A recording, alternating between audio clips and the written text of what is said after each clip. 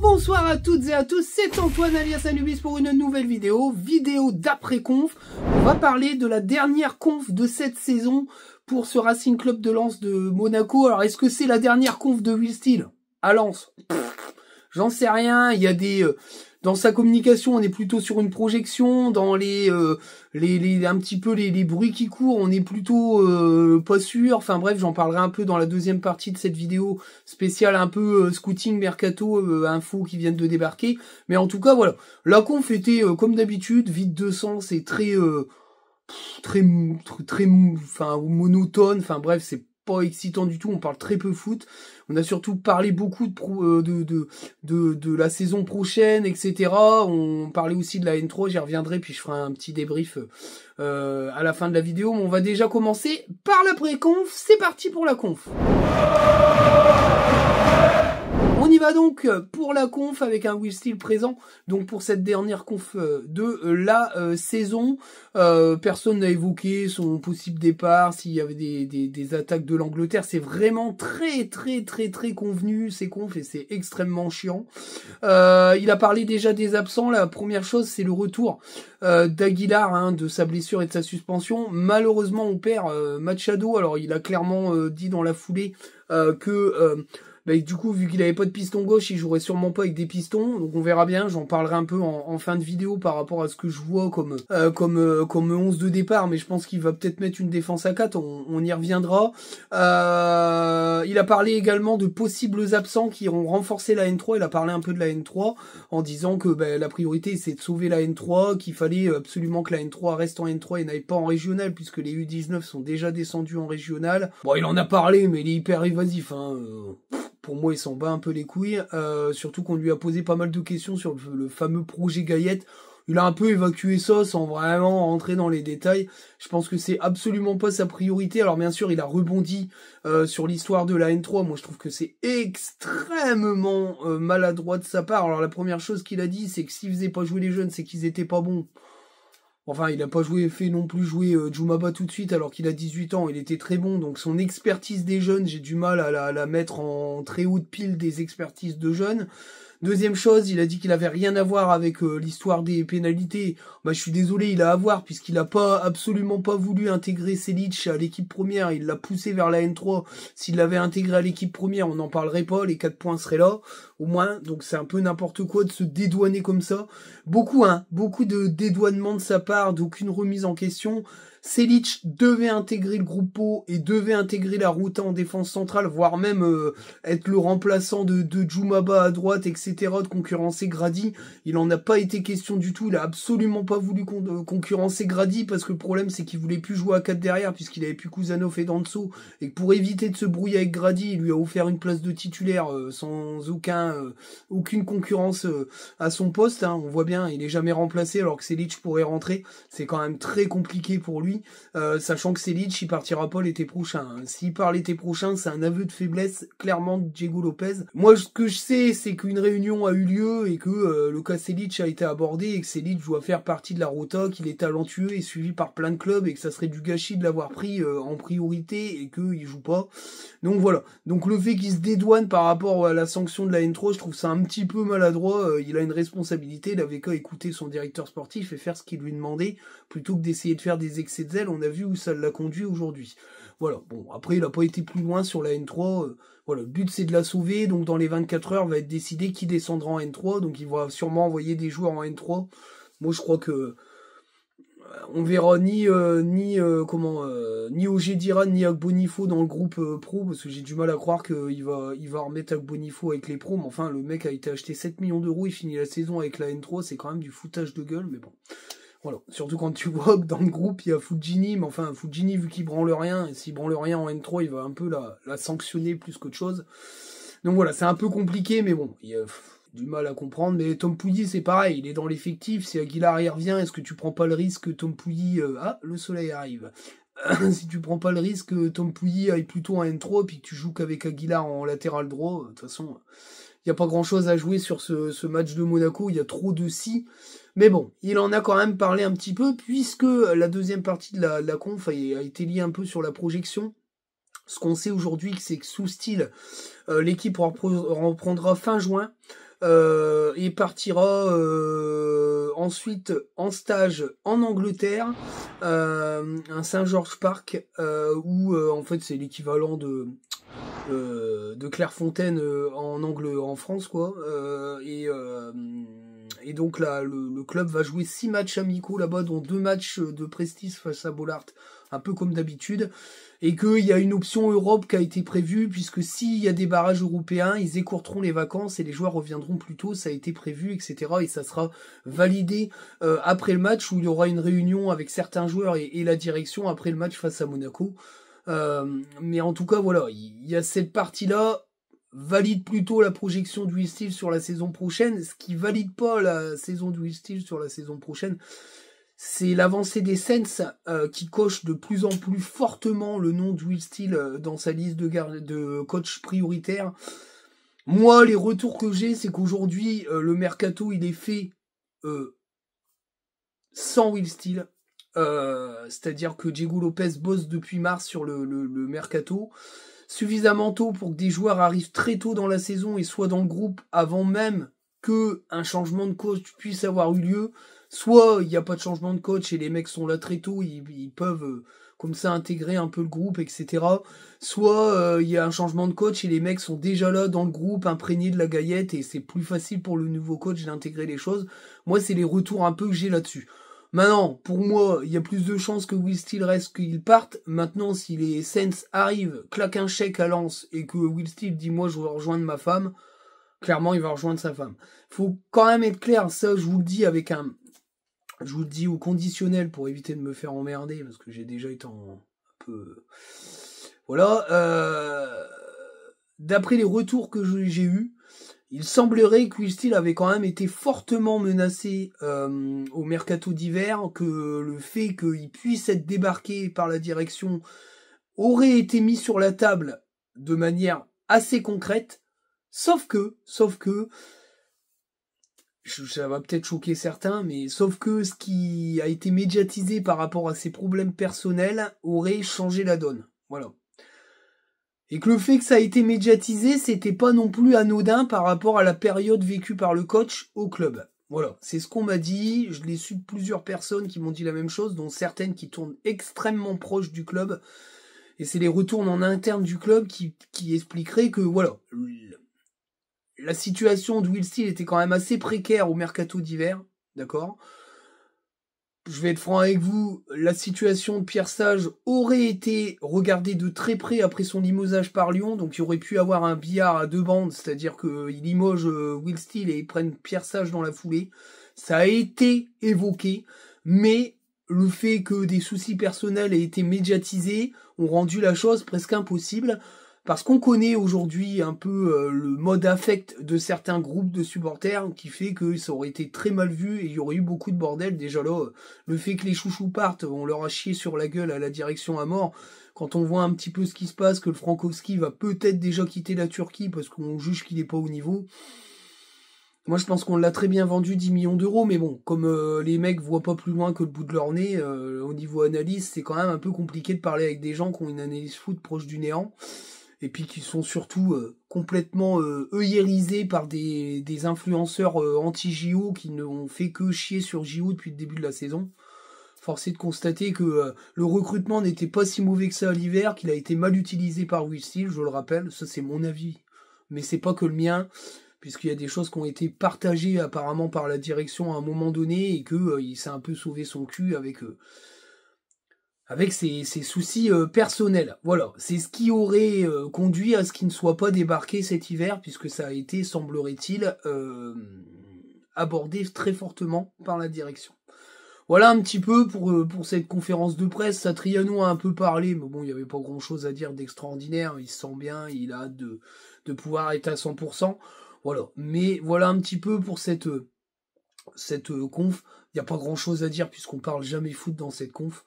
Voilà, tout ce qu'on sait, c'est que comme il a pas de piston gauche, il y a des chances qu'il joue pas avec des pistons, mais j'en parlerai à la conclusion un petit peu de ce que j'espère ou de ce que je vois comme prise de décision par rapport à l'animation de Will Steele. Je ferai peut-être un short sur le groupe, puisque le match est samedi, je ferai peut-être un short demain, je verrai avec le monteur si je peux le faire. Voilà, et puis dans ces cas-là, j'évoquerai un petit peu le 11 de départ que je vois pour samedi. Voilà un petit peu pour la partie conf. On va passer maintenant à la partie Mercato Scouting. C'est parti donc pour la partie, on va dire, Mercato Scouting, actualité, transfert, un petit peu tout mélangé. On va déjà revenir sur, pour ceux qui suivent les réseaux, il y a eu un tweet du trieur de la gare Montparnasse qui parle de fameuses fumées blanches. Donc tout le monde a commencé à faire des grands cris d'orfraie. On connaît le Gadjo depuis des années, hein, il balance des grands trucs pour pas grand chose, et c'était pas grand chose, puisqu'il a confirmé qu'Aguilar allait sûrement prolonger 2 saisons. Que El Ainaoui et Thomasson, il y avait un gros pressing pour qu'il prolonge, mais ça, tout ça, on le sait, en fait, il n'y a rien de nouveau. Et il a mis Sotoka dans l'escarcelle. Alors, personnellement, vous le savez, pour moi, Sotoka, il est cramax. Donc, le prolonger, à part diviser son salaire par 2, et puis le prolonger d'1 an, avec un coup de chat, il fait une super saison, tu peux le vendre. Moi, pour moi, c'est vraiment pas la priorité à prolonger, et loin de là. Alors Will Steele en a parlé dans la conf, hein, le mercato est déjà lancé, les gens en fin de contrat, les gens qui doivent partir vont sûrement commencer à partir. Il a pas évoqué Medina, il a complètement mis ça de côté. Mais en tout cas, moi ce que je sais, c'est que le boulot est fait depuis un moment, peu importe ce qui va se passer au niveau du coach. Il y a des rumeurs de plus en plus grosses de Southampton qui a vraiment mis Will Steele en tête de gondole dans les coachs. Moi j'ai du mal à croire, je vous le dis sincèrement, que Will Steele refuse d'aller à Southampton s'ils viennent lui faire un pont d'or ou une proposition de contrat. C'est pour ça que moi je suis pas étonné que le mercato ait commencé si tôt que ça, hein, depuis mars-avril, Diego Lopez est au four et au moulin, parce qu'ils ont tout à préparer, quoi. Alors, peut-être que les prolongations, du coup, des cadres cramés, c'est aussi peut-être une façon de sécuriser le prochain coach en lui disant, t'auras des mecs qui connaissent bien la boutique. Maintenant, que tu prolonges Aguilar de 2 ans, bon. Mais Sotoka, tu le prolonges d'1 an, quoi. Tu peux pas le prolonger 2 ans. Il est déjà crama. Alors peut-être qu'avec des vraies vacances, du repos, et une remise en question personnelle et physique, il va peut-être revenir un peu plus frais et montrer des choses, mais il a fait une saison mais catastrophique, quoi. Il est nul cette saison, on dirait Thomasson. Enfin bref, c'est catastrophique. Mais enfin, ça fait plus d'une saison, hein. Depuis la deuxième partie de saison l'année dernière, il est pas bon. Il est dans la continuité d'un joueur qui est en train de s'écrouler. Je l'ai expliqué plein de fois, c'est un joueur qui arrive sur le tard. Les joueurs qui arrivent sur le tard, souvent, ils n'ont pas été formés aussi finement au niveau prépa physique que des jeunes de centre de formation. Donc ils ont une carrière qui monte très vite et qui descend très vite. Donc c'est souvent ça, c'est caractéristique de ces joueurs-là. C'est très rare qu'un joueur qui arrive sur le haut niveau vers 26-27 ans fait une carrière à 35-36.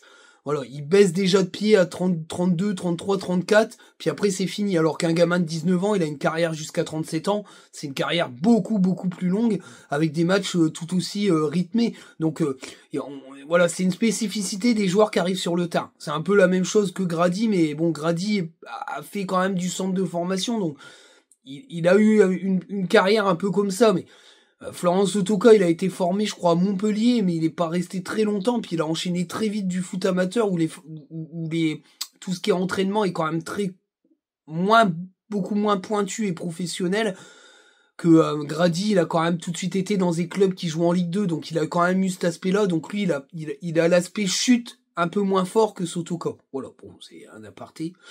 Alors au niveau des prolongues, moi j'ai aucun retour de ça, hein, clairement. Par contre, j'ai des retours un petit peu de la balade en Belgique des scouts et des observateurs, en rajoutant un petit peu les actualités, puis en essayant d'avoir un petit peu plus de précision, parce que du coup on peut pas tout savoir. Donc quand il y a des retours sur les réseaux ou de la part de journalistes beaucoup plus calés que moi, j'essaye de revérifier moi de mon côté si on peut me préciser. Bon, après c'est pas toujours le cas, mais en tout cas voilà. Donc la première chose, c'est une annonce qui avait un petit peu fait plaisir à certains. C'est Adriano Bertaccini, l'attaquant italo-belge de Saint-Tron. Alors la valeur, c'est entre 3,5 et 4 millions d'euros, c'est pas cher. Il a 24 ans, ça reste quand même un joueur pas si vieux que ça. Il a quand même vraiment bien performé sur cette saison. Donc en Jupiler League, hein, il joue dans le championnat belge à Saint-Tron. Donc sur les 27 matchs qu'il a joué en saison régulière, il a mis 16 buts et une passe décisive. C'est plutôt propre. Le championnat belge, c'est pas un petit championnat, c'est un championnat de 2e niveau, mais ça reste quand même un championnat compétitif. Les joueurs qui y jouent et qui arrivent en France, souvent, ils arrivent quand même à faire des bonnes choses. Donc, pourquoi pas. Et sur les 6 matchs de play-off qu'il a joué, il a mis 5 buts et 3 passes décisives. C'est quand même plus que correct. C'est un joueur intéressant. Les retours que j'ai, c'est qu'il a vraiment été observé à plusieurs reprises. Bon, je peux pas tout savoir. Donc après, c'est vrai que j'essaye de me renseigner. Et voilà, ça pourrait faire un bon apport. Voilà, le club multiplie un peu ses pistes de joueurs confirmés, c'est-à-dire qu'on a quelques saisons derrière eux et qui performent. Dans la même idée, c'est un nom qui est revenu, j'en ai parlé dans une vidéo il y a quelques temps, c'est Nikola Stulic, le Serbe, qui joue à Charleroi, 23 ans, une valeur entre 2 et 4 millions d'euros.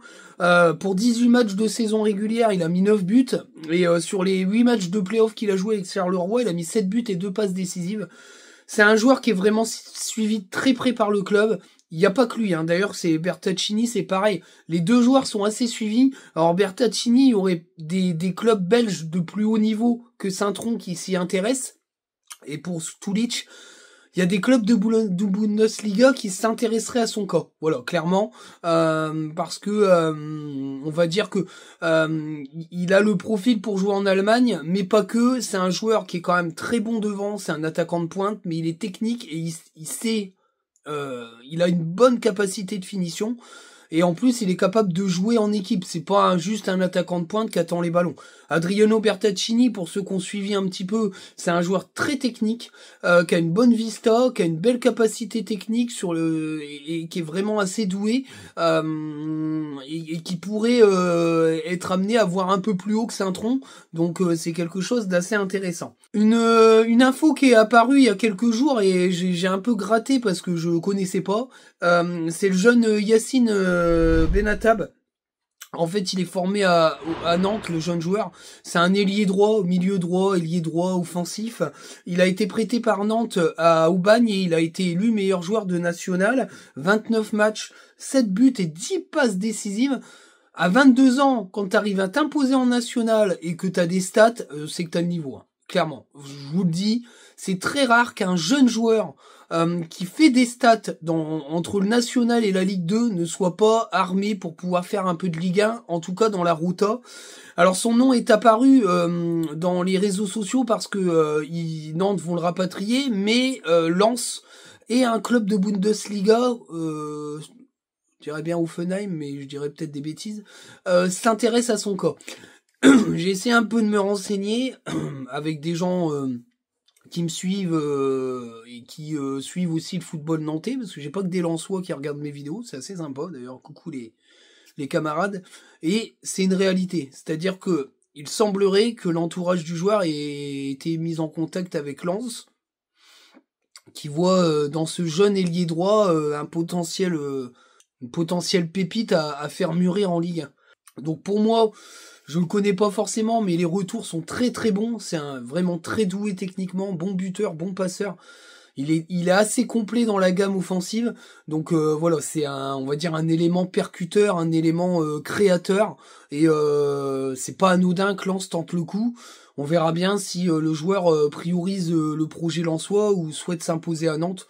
Après, pour moi, qui a toujours une espèce de forme de respect pour la formation, c'est mieux qu'il aille défendre les couleurs de son club formateur. Maintenant, il n'y a pas de pitié dans le foot. Si on peut le faire signer, on le fait signer. Alors ensuite, les deux petits derniers éléments scouts que j'ai, c'est des gardiens.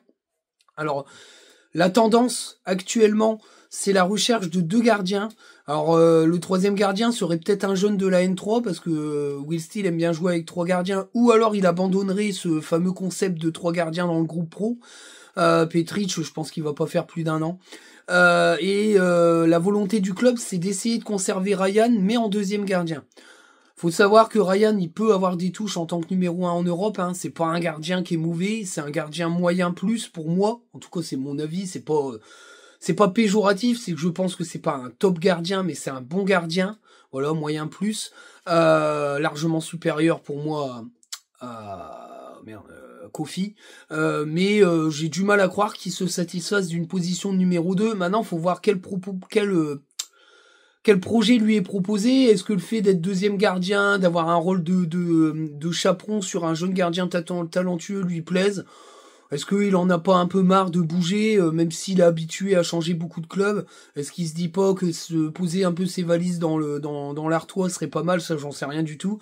Mais en tout cas, voilà, la tendance, c'est ça. Une proposition de numéro 2 à Ryan et de recruter un numéro 1 plus jeune, avec une marge de progression plus haute. Alors, dans ce principe-là, il y a un gardien qui est visé depuis un petit moment déjà. Les retours sont assez nombreux sur lui. C'est Abramovich, le gardien polonais. Il joue au Jalonia, je sais pas le dire à chaque fois. Enfin bref. Alors pour lui, les stats sont pas si mauvaises que ça. En 29 matchs, il a encaissé 34 buts. Mais il a quand même fait 10 clean sheets sur la saison. C'est pas dégueulasse. Hein, ça fait partie quand même des joueurs qui ont des stats de clean sheet. C'est un gardien qui est quand même assez fort. Voilà, mais il a quand même encaissé 34 buts sur 29 matchs. C'est un peu plus d'un but par match en moyenne, sauf qu'il a quand même 10 clean sheets. Donc on va dire que sur 10, il a encaissé 34 buts sur 19 matchs. On va dire ça comme ça. Bon, du coup, on est presque à 2 buts par match, quoi. Mais bon, après, à voir, mais il est vraiment talentueux et à ses côtés dans le championnat. Et en Coupe d'Europe, parce qu'ils ont joué la Coupe d'Europe, il a fait 12 matchs pour 12 buts encaissés et 4 clean sheets. Donc ça veut dire qu'il a encaissé 12 buts sur 8 matchs, un peu plus d'un but par match. Voilà, bon après, faut voir la gueule de la défense de son équipe aussi, hein, à voir avec une défense plus costaude. Mais en tout cas, c'est un gardien très coté en Europe et le club le suit de très près.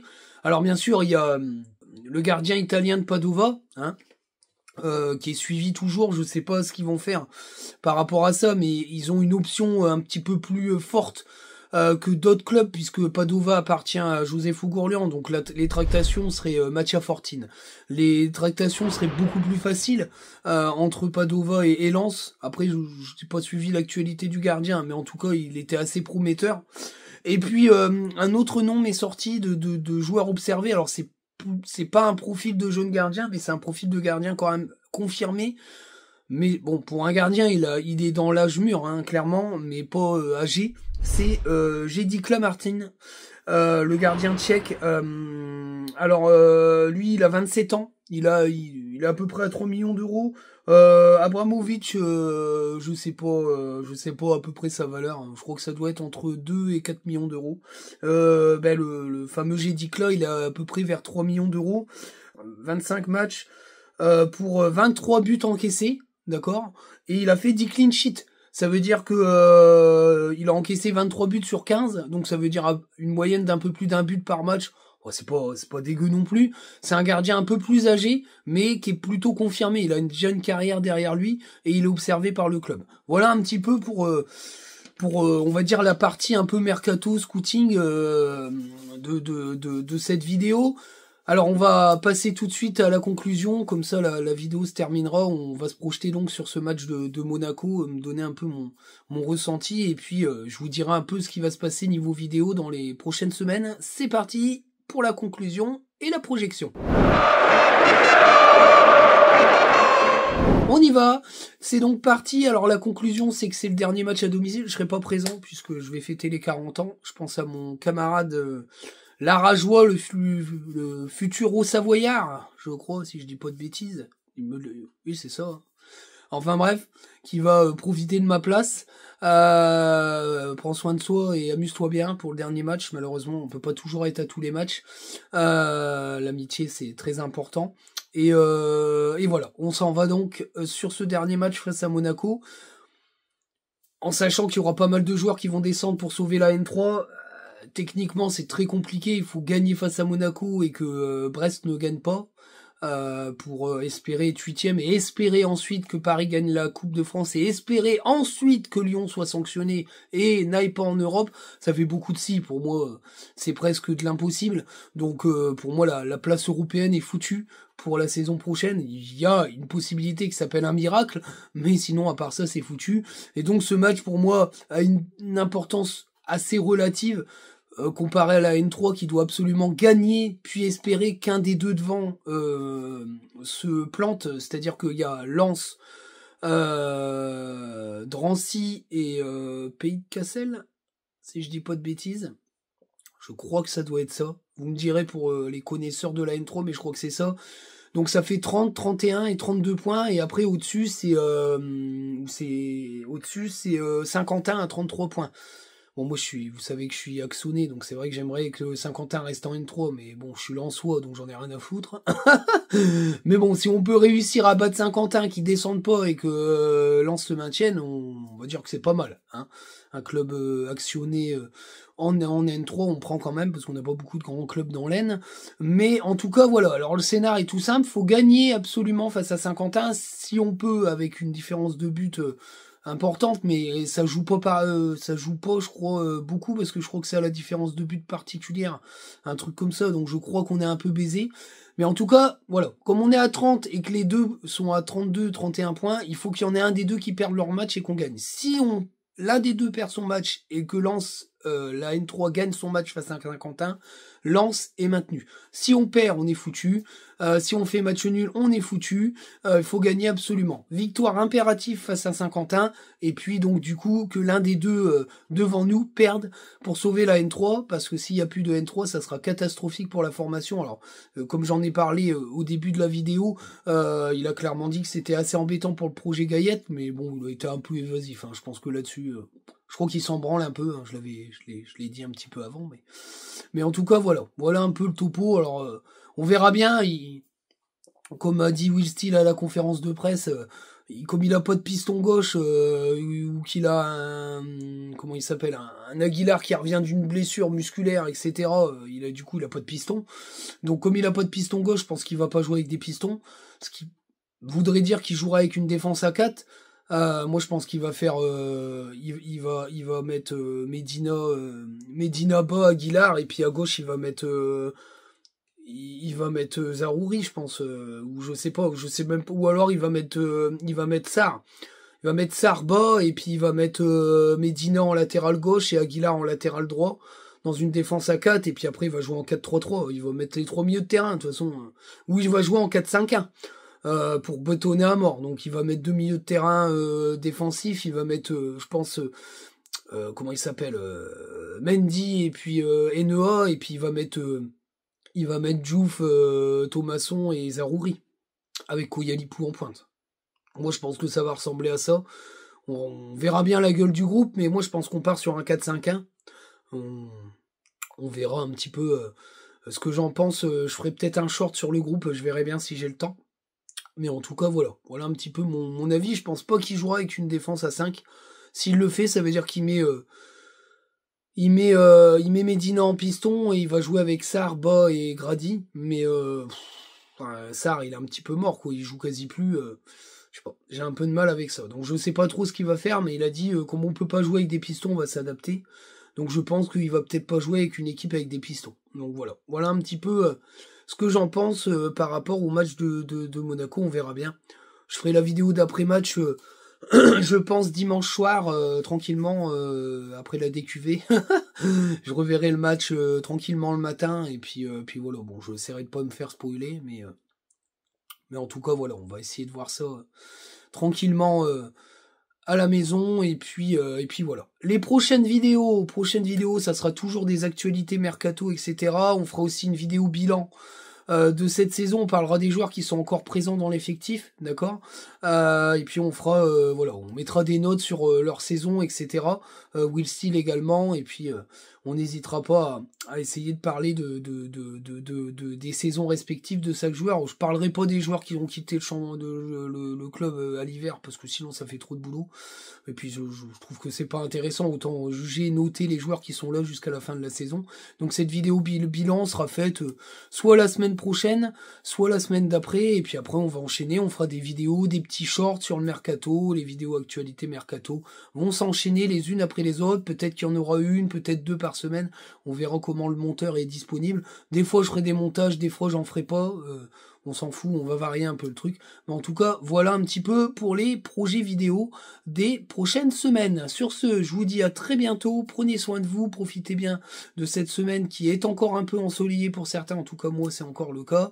Et puis voilà, hein, faites attention à vous, la cloche, on s'abonne, on partage, les liens sont dans la description, comme d'habitude.